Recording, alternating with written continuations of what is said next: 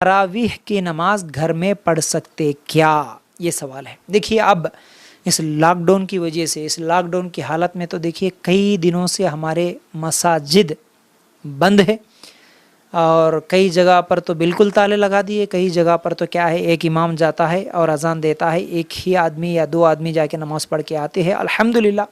لیکن اب رمضان کا مسئلہ آ رہا تو بہت سارے لوگ یہ سمجھتے ہیں کہ نہیں بھائی رمضان آ رہا، اب تو تراویح کی نماز پڑھنا ہے، یہ تو ضروری ہے۔ اب ان کو علم نہیں ہے، اب وہ جیسے فرض نماز پڑھنا ضروری سمجھتے ہیں یا اس سے بھی زیادہ ضروری سمجھتے ہیں کئی لوگ تراویح کی نماز پڑھنا۔ رہے تراویح کیسا نہیں پڑھتے، رمضان میں قرآن سننا ہوتا کیسا، یہ وہ بہت سارے یعنی ٹینشن میں رہتے ہیں۔ بہرحال اصل میں حقیقت جاننے کی ضرورت ہے ہم کو۔ صحیح بخاری کی روایت کے مطابق اللہ کے رسول صلی اللہ علیہ وسلم صرف تین راتوں میں تراویح کی نماز پڑھائے جماعت کے ساتھ۔ اس کے بعد صحابہ چوتھی رات کو بھی باہر یعنی انتظار کر رہے تھے، تو اللہ کے رسول صلی اللہ علیہ وسلم نے فرمایا میں چوتھے رات میں یعنی چوتھے دن آپ لوگ جب انتظار کر رہے تھے تراویح پڑھانے کے لیے، میں نہیں آیا۔ کیوں نہیں آیا؟ اس لیے کہ کہیں آپ کا جذبات دیکھ کر اللہ تعالیٰ اس نماز کو آپ کے اوپر فرض نہ کر دے، اس لیے میں نہیں آیا۔ تو آپ اب خود ہی پڑھ لو اور آپ اپنے گھروں میں ہی اس نماز کو پڑھ لو۔ صحیح بخاری کی روایت ہے، اللہ کے رسول صلی اللہ علیہ وسلم صحابہ کو بولے کہ گھروں میں ہی نماز پڑھ لو، فرض کے علاوہ نفل نمازیں گھر میں پڑھنا ہی بہتر ہے، اللہ کے رسول صلی اللہ علیہ وسلم نے فرمایا۔ صحیح بخاری کی روایت۔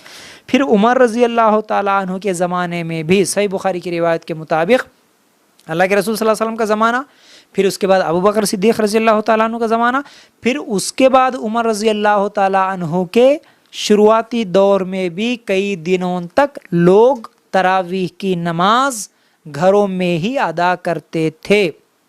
یہ صحیح بخاری کی روایت ہے۔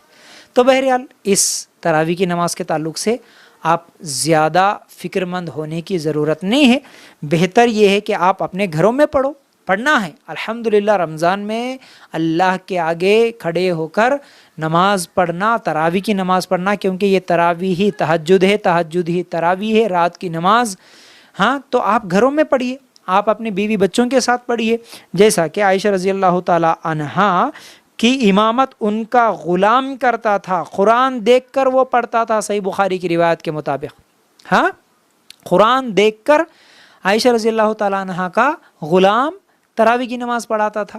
تو آج آپ بھی اپنے گھروں میں، کیونکہ یہ نفل نماز ہے، پورا قرآن سننا یا پورا قرآن پڑھنا شرط نہیں ہے، تو آپ ایسا کیجئے، آپ کو گھر میں جس کو بھی یعنی جس مرد کو بھی قرآن پڑھنے آتا وہ آگے بڑھے، امامت کروائے، پیچھے اپنے بچوں کو، بیوی بہن بھائی جو بھی ہے گھر والے، گھر میں جتنے لوگ رہتے ہیں، ماں باپ اگر ساتھ میں ہیں تو ان لوگوں کو پیچھے ٹھہرائے، کیونکہ مرد پہلے ٹھہرے گا پہلی امامت کرانے کے لیے، اس کے بعد پھر دوسرے مرد ٹھہریں گے، اس کے بعد پھر عورتیں بچے، اس طرح آپ صف بنا کر اپنی نماز گھروں میں پڑھ سکتے ہیں۔ جتنا قرآن یاد ہے اتنا پڑھیے، اگر یاد نہیں ہے اور بھی پڑھنے کا جذبہ ہے تو پھر آپ قرآن ہاتھ میں لے کے دیکھتے ہوئے قرآن پڑھیے، یہ بھی جائز ہے۔